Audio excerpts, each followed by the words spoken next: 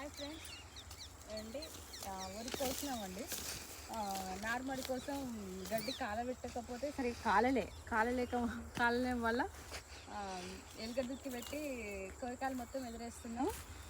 ఎందుకంటే నారు మంచిగా రావడం కోసము కొంచెం యాసింగ్ చలికి నారు మంచిగా రాదు కాబట్టి మనం ఎలుగది దుక్కి దున్ని కోయకాయలు ఎదిరేస్తే మనకు చాలా బాగా వస్తుంది. నారు పలసగా రాకుండా మంచిగా మెత్తగా నారు ఖరాబ్ కాకుండా నీట్గా వస్తుంది. అందుకోసమని మీరు కూడా ఇలా చేయండి, మీ నారు బాగా వస్తుంది, బాగుంటుంది.